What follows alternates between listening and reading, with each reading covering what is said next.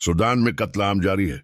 जिनको सूडान के तनाज़ाए का इल्म नहीं, उनको मुख्तसर बता दूं कि सूडान में दो ग्रुप लड़ रहे हैं। एक सूडानी फौज है और दूसरा रैपिड सपोर्ट फोर्स कुव्वात दाइम-उस-सरिया, जिसने फौज के खिलाफ बगावत की। ये ऐसा है जैसे पाकिस्तानी एफसी पाकिस्तानी फौज के खिलाफ उठ खड़ी हो और दोनों में लड़ाई छिड़ जाए।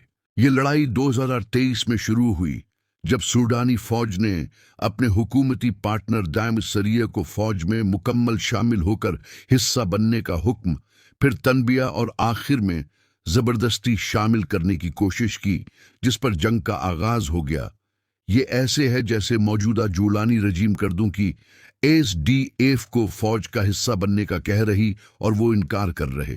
सूडानी फौज को मिस्र और तुर्की सपोर्ट कर रहे हैं, जबकि मुखालिफ रैपिड सपोर्ट फोर्स की मुत्तहदा अरब इमारात खलम खुला हमायत कर रहा है और उनको कराए के जंगजू और असलहा भी दे रहा है। सऊदी अरब का झुकाव सूडानी फौज की तरफ है, लेकिन उसने मुखालिफ ग्रुप से भी ताल्लुक रखा हुआ है। रूस ने पहले मुखालिफ ग्रुप की हमायत की सूने के हुसूल के वादों पर फिर यूटर्न लेकर सूडानी फौज की तरफ हो गया है, बंदरगाह की तामीर के वादे पर।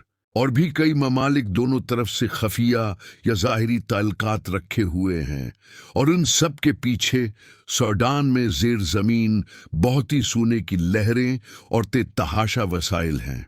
सूडान दुनिया भर में सोने के ज़खायर के लिहाज से 10 बड़े ममालिक में उठता है, और इस जंगी माहौल के दौरान भी मुत्तहदा अरब इमारात अपनी मलेशिया के ज़ेर कंट्रोल इलाकों से धड़ाधड़ सोना समगल कर रहा है, जबकि दरमियान में सूडान की गरीब आवाम का खून पानी की तरह बहाया जा रहा है। उनकी औरतों की इज्जतें लौटने के बाद कत्ल किया जाता है और बच्चों को माओ की गोद में गोले से छुलनी कर दिया जाता है। और दिलचस्प बात यह है कि दोनों अतराफ कत्ल आम करते हुए अल्लाह अकबर के नारे भी लगाते हैं। मैं हमेशा से कहता हूं कि इस उम्मत को सबसे ज्यादा नुकसान उन प्रैक्सीज और ग्रुपस ने पहुंचाया है, जिनको मुख्तलिफ ममालिक असलहा देकर जंगी मर्गों की तरह लड़ाते हैं और दरमिया में वहां के मुसलमान पुसते रहते हैं।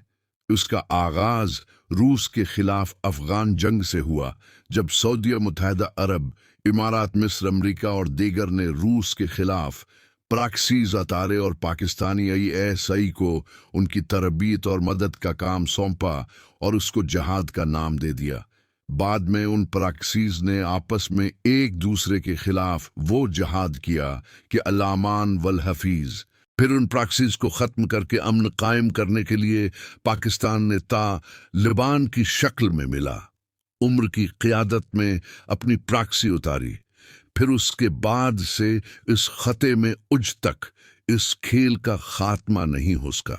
यही हाल तमाम इस्लामी खतों का है।